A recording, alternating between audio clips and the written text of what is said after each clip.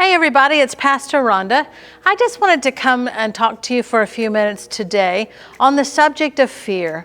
You know, it seems to me that everything that the devil has tried to do here in 2020, a lot of it has been fear related. I mean, this whole COVID thing, everybody has been in such fear over it. And, you know, with racism raising its ugly head and making people afraid. And, you know, the hurricanes that came. And, you know, there's just so much. The elections, my goodness. If you listen to people, it doesn't matter who gets in, the nation is doomed because both sides are absolutely confident that if the other side gets in, the nation is over.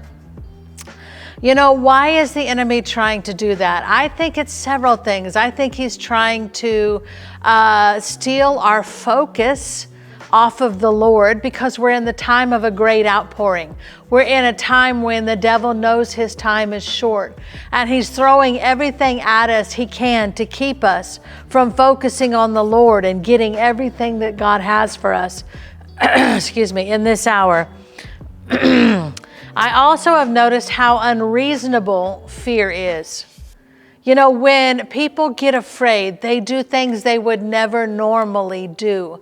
And so I think that's another reason. But you know what? Fear draws things to you just like faith does. So we can't have fear in our life. Isaiah 41:10 in the King James says, "Fear thou not, fear thou not, fear thou not. For I am with thee. Be not dismayed, for I am thy God.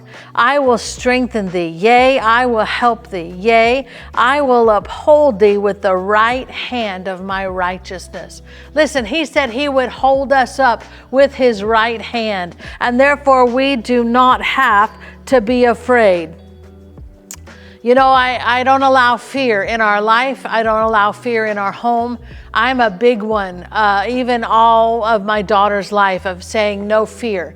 We're not going to have fear in our house because with fear is torment. And so I don't allow it. But, you know, it reminds me that when...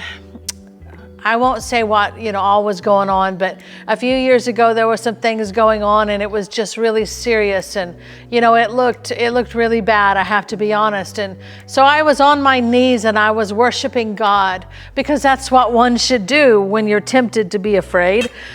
But I was on my knees and I was worshiping God and I really felt his presence come in and I really felt like even the Spirit of God, you know, Jesus himself was standing in front of me.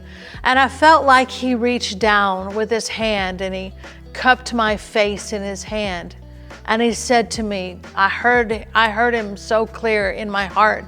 He said, "Daughter, do not be afraid. Do not fear." It just set me free on the inside. You know, there's something about hearing God speak. When you hear him say everything is going to be okay, then you know everything is going to be okay. Isaiah 41:10 says, "Fear thou not, for I am with thee. Be not dismayed, for I am thy God." He's our God. He's not just a God. He's my God and he's your God. And he said to us, "Fear thou not, because I am with you." Listen, if God is with us, what in the world would we be afraid of?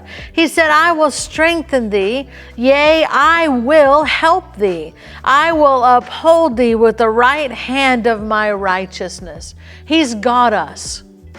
He's got us. And sometimes, you know, we just have to make a point of getting on our knees or getting in his presence so that he can reassure us that he's got us. Psalms 56:3 says, "What time I am afraid, I will put my trust in you." You know what? Fear tries. Fear comes. And especially in this time, the enemy, it's one of his master tricks for 2020 is to get everybody in fear and acting unreasonably so that he can get his business done.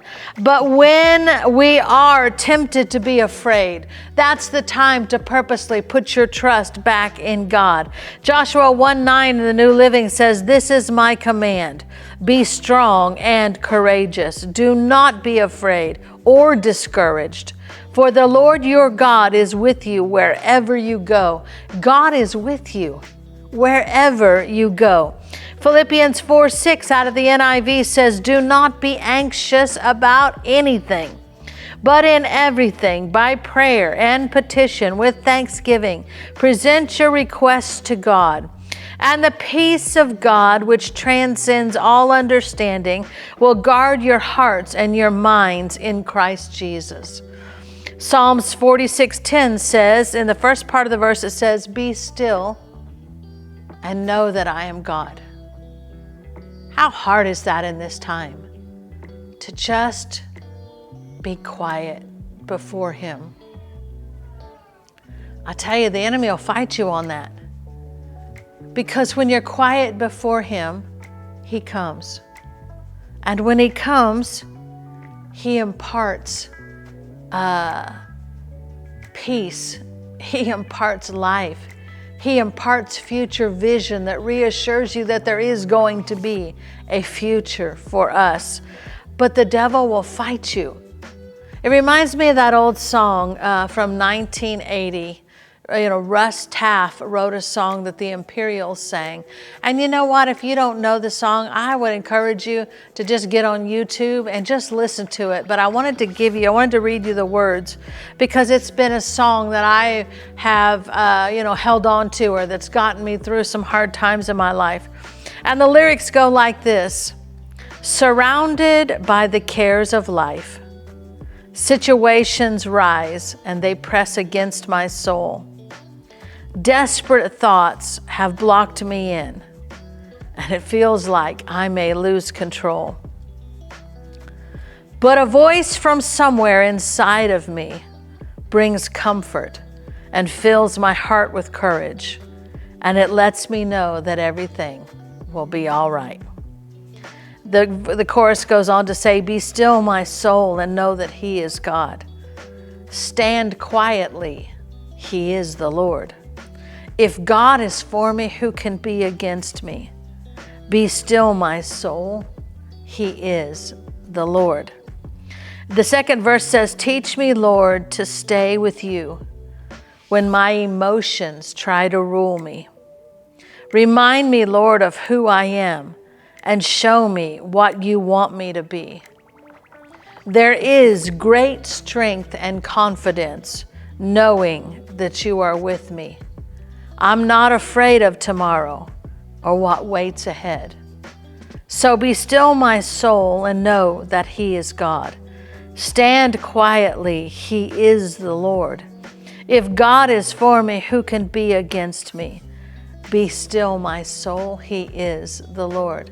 Listen, if you're struggling with fear about anything that's going on in your life, get quiet before the Lord. Get in His presence. And I know that sometimes seems like the hardest thing in the world, when your emotions are screaming, when your mind is racing, when there's things going on that have caused you stress and distress. But you know what? It's in His presence that we find fullness of joy. At His right hand, there are joys and peace available to us. But it's up to us to go and get it. He promised that if we would seek Him, He would be found of us. And when He comes, His peace comes. His reassurance comes. His love comes. So I just wanted to encourage you today to take some time and be still and know that your God is with you. If you'll get into His presence, He'll minister to you. And He'll help you, and it'll all be okay. All right? Love you guys. We'll see you next time.